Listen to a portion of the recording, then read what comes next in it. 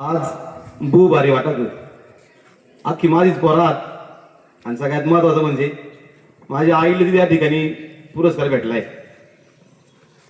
म्हणून सगळ्यात पहिल्यांदा जुन्नर तालुका ठाकर समाज संघ बिरसा ब्रिगेड या सर्वांच्या वतीनं आईचा मा हार्दिक हार्दिक अभिनंदन करीतो. आपलीच भाषा आहे का लोकांची भाषा आहे? मला येते का नाही? आदिवासी हा आपल्या चालीरीती रूढी परंपरा संस्कृती आणि भाषा याने ओळखला जातो. तुम्ही किती शिका किती पुढे जा, परंतु जर तुम्हाला तुमची भाषा येत नसेल, तुमच्या चालीरीती रूढी परंपरा तुम्ही विसरला असाल तर तुमच्या शिक्षणाचा काही उपयोग होत नाही. खऱ्या अर्थाने आपली जी काही संस्कृती आहे ती संस्कृती टिकवण्याचं काम या आपल्या पूर्वजांनी केलेलं आहे. आणि खऱ्या अर्थाने आज अभिमान वाटतोय की श्री गाडगे महाराज मिशन मुंबई संचलित श्री गाडगे महाराज विद्यालय ओतूर यांनी आज या ठिकाणी जागतिक आदिवासी दिनाचा कार्यक्रम केला. आणि त्या कार्यक्रमामध्ये खऱ्या अर्थाने जी आदिवासींची लोककला आहे, आदिवासी संस्कृती आहे आणि आदिवासींचं जे काही पारंपरिक ज्ञान आहे त्या ज्ञानाचा आज या ठिकाणी खऱ्या अर्थाने खूप चांगल्या प्रकारे आपण सत्कार केलेला आहे. त्याबद्दल तमाम सर्व आदिवासी बांधवांच्या वतीने मी आपणा सर्वांचं आयोजकांचं हार्दिक हार्दिक आभार व्यक्त करतो आणि आईंना अभिनंदन करतो. खऱ्या अर्थानं पाहिलं असेल तर संपूर्ण जगामध्ये जी काही निसर्गाचा राज चाललेला आहे तो राज जर आपल्याला थोपवायचा असेल तर तो थोपवण्याचं काम जर कोण करत असेल ते आदिवासी समाजाची काही संस्कृती आहे ती संस्कृती करत आहे. साधारणतः 70-80 दशकामध्ये संयुक्त राष्ट्रसंघाला एक जाणीव झाली की या संपूर्ण जगामध्ये जे काही ग्लोबल वॉर्मिंग आहे ते ग्लोबल वॉर्मिंग वाढत आहे आणि ते जर आपल्याला टिकवायचं असेल तर हा निसर्ग टिकला पाहिजे. हा निसर्ग टिकत असताना या निसर्गावरती अवलंबून राहणारी जे काही समाज बांधव आहेत तो समाज बांधव म्हणजे आदिवासी समाज आहे. आपण पाहिलं असेल की ज्या ज्या ठिकाणी आदिवासी समाजाच्या वस्त्या आहेत, ज्या ज्या ठिकाणी आदिवासी समाज राहतोय त्या ठिकाणी अजूनही जंगल जमिनी टिकलेल्या आहेत. याचाच अभ्यास करून संयुक्त राष्ट्रसंघाने एक कमिटी स्थापन केली आणि त्या कमिटीने असा एक अहवाल तयार केला की त्या अहवालामध्ये त्यांनी सांगितलं जर आपल्याला जग टिकवायचं असेल तर आपल्या आदिवासी समाजाची संस्कृती चालीरीती रूढी परंपरा टिकणं या गरजेचं आहे. त्यामुळेच राष्ट्रीय संयुक्त जे काही युनो आहे युनायटेड नेशन्स ऑर्गनायझेशन यांनी एक ठराव केला आणि त्या ठरावानुसार संपूर्ण जगामध्ये जागतिक आदिवासी दिन हा साजरा केला जातो. ठोकर सर, संपूर्ण जगामध्ये हा एकच समाज आहे की त्या समाजाचा गौरव होण्यासाठी त्या समाजाच्या रूढी परंपरा टिकण्यासाठी संपूर्ण जगामध्ये एकाच दिवशी हा महोत्सव साजरा केला जातो. आणि सांगायला आनंद वाटतो की जुन्नर तालुक्यामध्येही खूप मोठ्या प्रमाणामध्ये आजचा हा सण उत्सव साजरा केला जातो. आजपर्यंत जुन्नर तालुक्यामध्ये ज्या काही प्रमुख 4 जमाती आहेत त्यात सगळ्यात पहिल्यांदा म्हणजे महादेव कोळी समाज असेल, त्यानंतर ठाकर समाज असेल, कातकरी समाज असेल, भिल्ल समाज असेल आणि नुकतेच जे काही आपले झारीकरी समाज आहे तोही आपलाच समाज आहे.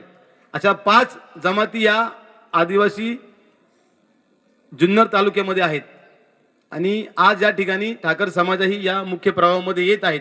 जुन्नर या ठिकाणी होणारा जो काही आदिवासी ठाकर समाजाचा जो काही जागतिक आदिवासी दिन आहे त्या जागतिक आदिवासी दिनामध्ये आपल्याच ओतूर पट्ट्यातील 2 सोयींचा हा सत्कार होत आहे. प्रत्येक वर्षी जागतिक आदिवासी दिनाला एक थीम असतं, ब्रीदवाक्य असतं. मागच्या आदिवासी दिनाचे ब्रीदवाक्य होतं आदिवासी समाज आणि कृत्रिम बुद्धिमत्ता. ठोकर सरांनी खूप चांगल्या प्रकारे हे पुस्तक आपल्या समोर मांडलेलं आहे. सर्वांना हात जोडून विनंती आहे की हे पुस्तक वाचा. त्यामध्ये आपल्या आदिवासी समाजाचे काही ज्ञान आहे त्या ज्ञानाची आणि कृत्रिम बुद्धिमत्ता आहे या बुद्धिमत्तेची सांगड घालण्यास सरांनी खूप चांगल्या प्रकारे प्रयत्न केलेला आहे. आणि त्याच माध्यमातून यावर्षी जे काही ब्रीदवाक्य आहे की आदिवासी समाजाच्या सुविणींचं ज्ञान आणि त्यांचा सन्मान झाला पाहिजे.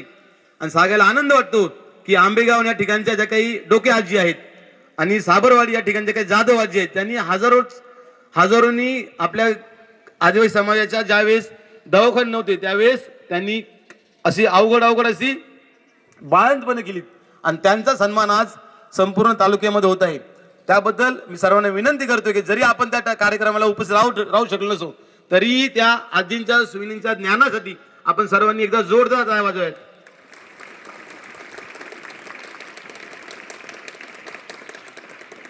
आणि या चिमुकल्यांना सगळ्यांना मी एक संदेश देऊ इच्छितो की आपला समाज जर मुख्य प्रवाहामध्ये आणायचा असेल तर सगळ्यात महत्त्वाचं काम म्हणजे बाळांनो तुम्हाला अभ्यास करावा लागेल. तुमच्या प्रत्येकाची कामही ठरवून दिलेली आहेत. तुमच्या आई वडिलांचं काम आहे शेतामध्ये काम करणं आणि तुम्हाला जे काही शिक्षणाची जी काही मदत लागते ती मदत करणं. तुमच्या सर्व शिक्षकांचं काम आहे की तुम्हाला योग्य प्रकारे शिकवणं. आमच्यासारख्या सामाजिक कार्यकर्त्यांचं काम आहे.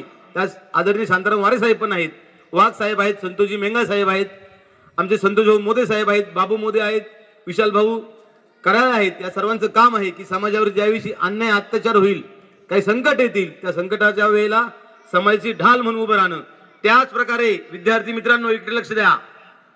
त्याच प्रकारे विद्यार्थी मित्रांनो तुमचं काम काय आहे तर तुमचं काम फक्त आणि फक्त एकच आहे. काय काम आहे तुमचा?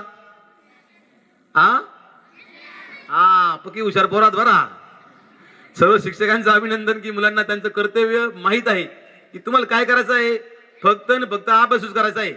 का तुम्ही असं हरलाय का एखाद्या माणसाने पक्का भाऊ अभ्यास केला त्या मला अभ्यास करून काहीच होत नाही. अभ्यास केल्यावर काय होतं? आपण मठ होतो, आपण डॉक्टर होतो, इंजिनियर होतो, वकील होतो, शिक्षक होतो, पोलीस होतो आणि समाजाचे प्रश्न मांडतो.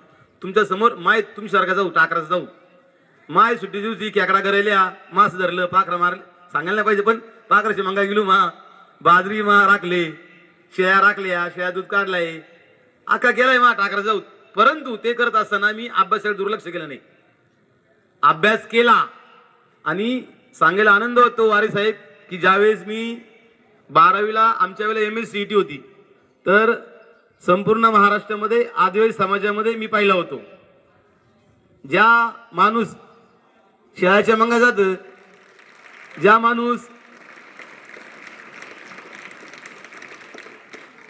माणसांना बाजरी राखली त्याच माणूस अभ्यास केल्यावर संपूर्ण महाराष्ट्रात पहिला येऊ शकत. मग माझं येऊ शकतो तुम्ही का नाही येणार? तुम्ही येणार का नाही? अभ्यास करणार का नाही? अभ्यास करा. अभ्यासाने सगळं साध्य होतं आणि खूप आनंद होतोय की हे जे काही अतिशय प्रसन्न असं वातावरण आहे. स्वच्छता खूप चांगल्या प्रकारे आहे. बऱ्याचशा आश्रमशाळेत आम्ही जातो तिकडे पाहत असतो की स्वच्छता खूप अभाव असतो. पण या ठिकाणी खूप चांगल्या प्रकारे स्वच्छता राखली. त्याबद्दल सर्व संस्थेतील सर्व कर्मचाऱ्यांचं, सर्व शिक्षकांचं, संचालकांचं मी आभार व्यक्त करतो. आणि खऱ्या अर्थाने अतिशय अनपेक्षितपणे मला माहित नव्हतं की ह्या कार्यक्रमाला यायचंय, त्यामुळे त्याप्रमाणे मी तयारी केली नव्हती. उतूरमध्ये आलो. उतूरमध्ये आल्यावरती आमचे मोठे बंधू आदरणीय संतोष भाऊ मेंगा साहेबांनी सांगितले की सर आपल्याला एका कार्यक्रमाला जायचंय. अतिशय अनपेक्षितपणे या ठिकाणी आलो आणि मला या ठिकाणी आपण बोलण्याची संधी दिली त्याबद्दल मी आपल्या सर्वांचा आभारी आहे. यानंतर मला आणखी संगमनेर या ठिकाणी, अकोला ठिकाणी